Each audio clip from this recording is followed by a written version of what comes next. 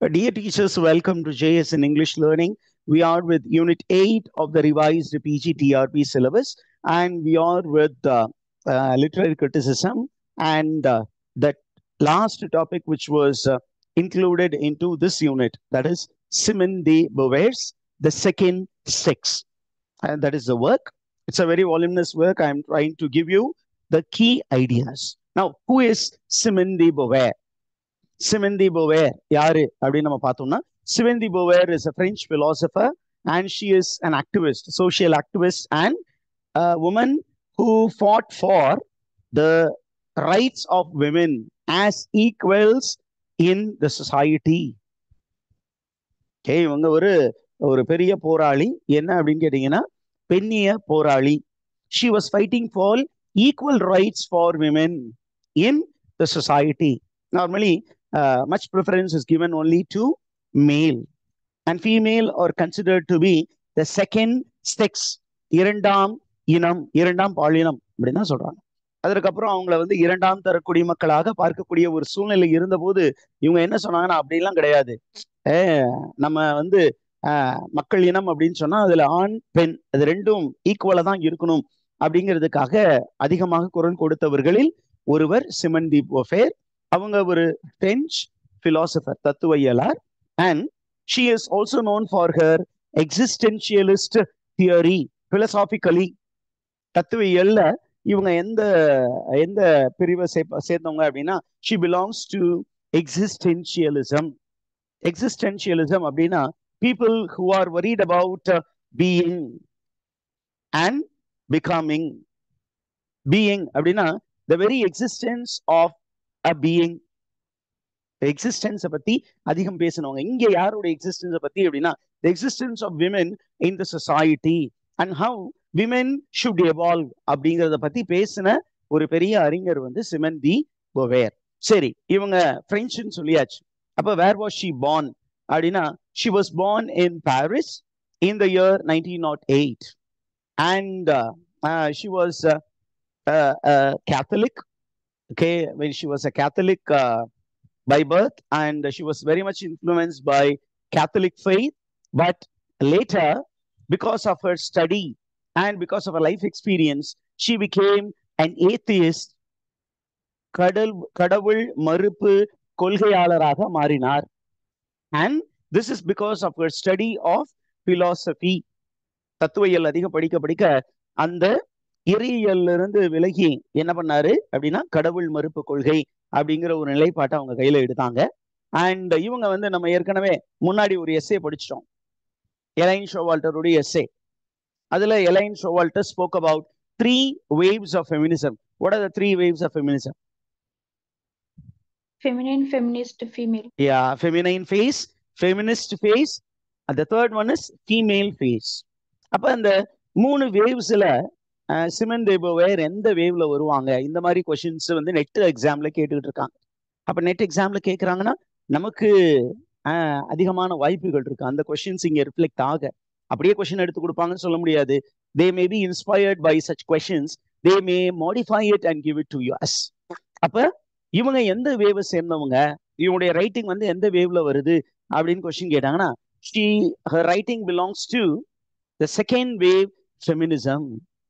Second wave ஃபெமினிசத்துல முக்கியமான ஒரு critic is Simone de Beauvoir. Okay, and ரொம்ப முக்கியமானது அப்படின்னு கேட்டீங்கன்னா she was the life partner of Jean-Paul Sartre, an existential philosopher. Reading and writing அப்படிங்கிற புக்கு. அதே மாதிரி எக்ஸிஸ்டென்ஷியலிசம் பத்தி, ஃப்ரீடத்தை பத்தி, ஃப்ரீ வில்ல பத்தி ரொம்ப அதிகமா பேசின ஒரு French existentialist is Jean Paul Sartre. Freedom பத்தி பேசியிருக்காரு. My freedom ends with my nose. My freedom ends with my nose. இதுக்குள்ளார இதை தாண்டி நான் வந்து கொஞ்சம் அந்த பக்கம் போனேன் அப்படின்னா I am entering into the zone of the other அப்படின்னு பேசினவர் ஜீன் பால் சார்ட். அந்த எக்ஸிஸ்டென்ஷியல் பிலாசபருடைய companion, life mate is Jean-Paul Sartre. And we come to know that she belongs to feminism and existentialism And her theory, feminism, is a combination of feminism and existentialism. இதுல ரொம்ப முக்கியமா நிறைய புத்தகங்கள் எழுதியிருக்காங்க. நம்ம அதை பத்தி எல்லாம் பார்க்க போறது இல்ல. நம்ம முக்கியமா என்ன பார்க்க போறோம் அப்படின்னா, இவங்களுடைய ஃபெமினிஸ்ட் ஸ்டாண்ட்ல என்னென்ன புக்ஸ் இருக்கு, அதுல முக்கியமான தியரி, முக்கியமான கான்செப்ட்ஸ் என்ன அப்படின்னு பார்க்க போறோம். அதுல ரொம்ப முக்கியமானது feminist what is it manifesto of 343. Yeah, feministo what is it manifesto of 343. Manifesto, what do you mean by manifesto, teachers?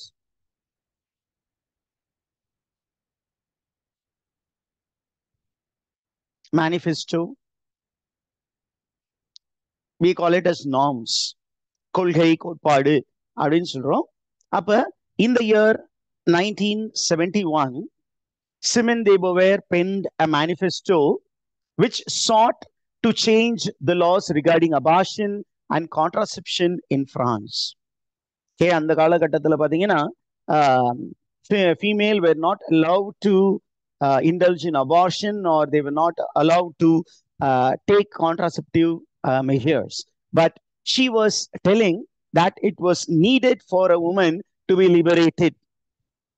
பெண்கள் வந்து அபார்ஷன் பண்ணிக்கலாம் அல்லது கான்ட்ராசெப்டிவ் மெசர்ஸ் பயன்படுத்திக்கலாம் என்று வாதிட்டவர் Simon de போவேர். And you find that almost she was able to get 343 women to sign this document. Okay, அதே நேரத்துல women can choose abortion. அதே நேரத்துல women should not be forced into abortion அப்படிங்கிறதையும் அவங்க வந்து நிலைப்பாட்டுல ரொம்ப ஸ்ட்ராங்கா இருந்தாங்க. It should be the women's choice, not forced choice on women. பெண்களை வந்து நீங்க கட்டாயப்படுத்தி கருக்கலைப்பு செய்ய கூடாது அப்படிங்கிறதுலயும் அவங்க ரொம்ப ஸ்ட்ராங்கா இருந்தாங்க. Did you get that idea, teachers? Yes, sir. Okay, ரொம்ப முக்கியமான இந்த மேனிஃபெஸ்டோ. இந்த மேனிஃபெஸ்டோவை பென் பண்ணது யாரு? எந்த இயர்ல இந்த மேனிஃபெஸ்டோ எழுதினாங்க? 1971. எத்தனை பேர் இதை சைன் பண்ணாங்க? 343. 343. That is why it was called a manifesto of 343. Okay, it was called a manifesto of 343. Okay, இதுல இந்த மேனிஃபெஸ்டோல அவங்க கொடுத்திருந்த முக்கியமான ஒரு சில கருத்துகள் என்ன அப்படின்னு சொல்லிட்டு அப்படியே அடிக்கோடிட்டு நம்ம சொல்லிடுவோம். என்ன அப்படின்னா, in France every year there was almost 1 million women who underwent abortion. This is not because they willed it, but because the society forced them to abort the fetus in their wombs. இந்த சமூகத்தின் கட்டாயத்தினால் பெண்கள் வந்து என்ன பண்ணாங்க? அபார்ஷனில் ஈடுபட்டார்கள். இரண்டாவது, அவங்க சொன்ன முக்கியமான விஷயம், the society is silencing these million of women. பெண்கள் வந்து என்ன பண்ணாங்க? அடக்குமுறைக்கு உள்ளாக்கப்பட்டார்கள். அவங்க இந்த கொடுமைக்கு ஆளாக்கப்பட்டார்கள். அதற்கு எதிராக குரல் கொடுக்க முடியாமல் இருந்தார்கள். அவங்க ரொம்ப ஓப்பனா சொல்றாங்க பாருங்க, I declare that I have had an abortion. I was also forced to have an abortion அப்படிங்கிற விஷயத்தையும் அவங்க சொல்றாங்க. ரெண்டாவது என்ன சொல்றாங்கன்னா, இப்படி நாங்க கருவுற்று அந்த கருவை கலைக்க நிர்பந்தப்படுத்தப்படுவதற்கு பதிலாக please allow us to use contraceptive measures. women வந்து கான்ட்ராசெப்ஷன் பயன்படுத்துவதற்கு ரைட்ஸ் கொடுங்க. Okay, ஏன் contraception if women are using, men will not get that sexual gratification. அதனால என்ன பண்ணாங்கன்னா, men they wanted women to stay away from contraceptive measures or equipments.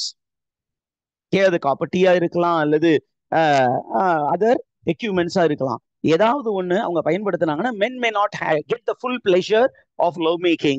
அதனால men did not allow, patriarchal society did not allow women to have access to contraception, and that became a very big problem for women because they were becoming pregnant every now and then.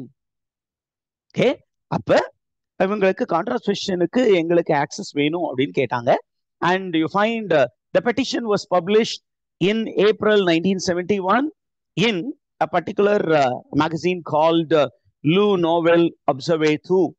which is a French social democratic magazine.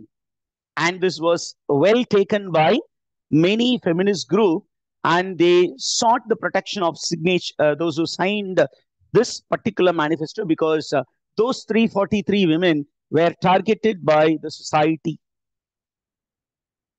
Are you there, teachers? Did you understand this? Yes, sir. Okay. அதற்கப்புறம் என்ன பண்ணாங்க அப்படின்னா இந்த 349 பேருக்கும் protection கொடுக்கப்பட்டது, and this movement became a very strong movement. This is what we need to know about Simone de Beauvoir. Now we get into the work proper. இதுல ஒரு சில இது வந்து நான் சொல்றது கொஞ்சம் ரெப்படிஷன் இருந்தாலும் இருக்கலாம், but I have planned it in such a way that all these informations somewhere get stored in your mind. ஏன் அப்படின்னா எக்ஸாம் பாயிண்ட் ஆஃப் வியூல இந்த மாதிரி ஒரு ஃப்ரேசாலஜி வரும்போது அந்த ஃப்ரேசாலஜி நம்ம வாத்தியார் நடத்தலையே, நம்ம ட்ரெயின் நடத்தலையேன்னு நீங்க நினைச்சிடக்கூடாது. அதனால ஒரு சில விஷயங்களை அப்படியே போட்டிருக்கேன். Now, நம்ம ஏற்கனவே சொன்னது என்ன அப்படின்னா, Simone de Beauvoir was a feminist activist. She was an existential philosopher who was worried about the nature of being. And இவங்க செகண்ட் செக்ஸ் அப்படிங்கிற ஒரு புத்தகத்தை எழுதினார். எந்த வருஷம் எழுதினார் அப்படின்னா, it was written and published in the year 1949. Very important, the year of publication. What is the year in which this book was published? 1949. 1949. And this book is considered to be the Bible of feminism, particularly in the second wave. Second wave feminismத்துக்கான ஒரு Bible. இப்போ English literature ஸ்டூடெண்ட்ஸுக்கு A Glossary of Literary Terms by M.H. Abrams அப்படிங்கிற ஒரு புத்தகம் வந்து it is considered to be the Bible. அதை கட்டாயம் கையில வச்சிருக்கணும். ஒரு சில புக்ஸ் வந்து the Bible for English Literature Students சொல்லுவாங்க. அதுல ரொம்ப முக்கியமான புக் வந்து என்ன book? A Glossary of Literary Terms by M.H. Abrams அப்படின்னு ஒரு புக். அது ரொம்ப முக்கியமான புக். அது இல்லாம ஒரு லாங் லிஸ்ட் இருக்கு. I'll get to sometime கிடைக்கும் பொழுது I'll speak about the important books for literature students. அப்ப இவங்களுடைய ஒர்க் வந்து எந்தெந்த ஏரியா கவர் பண்ணுச்சு அப்படின்னா, it covered some important parts of a movement called feminism. Then it also covered another study area called queer study. The cure அப்படின்னு சொல்லுவாங்க, queer அப்படின்னு சொன்னாலும் தப்பு கிடையாது. Queer அப்படின்னு சொன்னீங்கன்னா it is to do with the transgender consciousness. A male, within the male body there is a female experience, and within the female body there is a male consciousness. This is called queer. Queer na strange experience that persons have. ஒரு சில பேருக்கு அது இருக்கும், மெஜாரிட்டிக்கு இருக்காதுன்னு வச்சுக்கோங்களேன். அந்த ஒரு சில பேரை என்ன பண்ணுவாங்க அப்படின்னா, they are behaving very strangely and the society tries to ostracize them. அவங்களை தனிமைப்படுத்துகிறது, உதாசீனப்படுத்துகிறது, அவமானப்படுத்துகிறது. அந்த மக்களை பற்றி ஆன படிப்பு தான் queer studies. queer அப்படின்னு சொல்லுவாங்க. queerனா strange experience. அந்த strange experience பத்தி படிக்கிறது. Now we go to this work, the second sex. Second sex was published in the year, teachers? 1949. Okay. It is an important treatise on feminism. Treatise அப்படின்னா a systematic study on feminism. And இதுல இவங்களுடைய approach என்ன approach? ஒவ்வொரு ரைட்டரும் ஒரு subject மேட்டரை approach பண்றதுக்கு வேற வேற ஆங்கிள் இருந்து அப்ரோச் பண்ணுவாங்க. இவங்களுடைய அப்ரோச் என்ன அப்படின்னா, it is called phenomenological approach. It is called phenomenological approach. Phenomenology அப்படின்னு சொல்லுவாங்க. It's called phenomenology. Phenomena அப்படின்னா how things appear to be. How things appear to be. அதான் phenomena. Noumena அப்படின்னா what things they are. Noumena. Phenomena அப்படின்னா it is only an appearance. அப்ப வெளிப்புறத்திலிருந்து பார்க்கிறவங்களுக்கு ஒரு உண்மை வந்து வேற மாதிரி இருக்கும். ஆனா அந்த ஒரு இடத்துல இருந்து அதை அனுபவிக்கிறாங்களே, அந்த வேதனை அனுபவிக்கிறவங்களுக்கு தான் உண்மையான பிரச்சனை என்ன அப்படின்னு தெரியும். அப்ப இவங்க என்ன பண்ணாங்க அப்படின்னா, she try to explain things from the first person point of view. பெண்களின் பிரச்சனைய ஒரு ஆண் பார்ப்பதை விட ஒரு பெண் அந்த கொடுமையான ஒரு நரக வேதனை அனுபவித்த ஒரு பெண் அதை எக்ஸ்பிளைன் பண்ணும்போது அது ரொம்ப தெளிவாக உலகத்திற்கு புரியும். இப்ப பெண்ணிய பேசக்கூடிய ஆண்கள் இருக்காங்க. There are men who speak of feminism, but their feminism is not experiential feminism. It's only theoretical feminism. Whereas here you have Beauvoir, a female.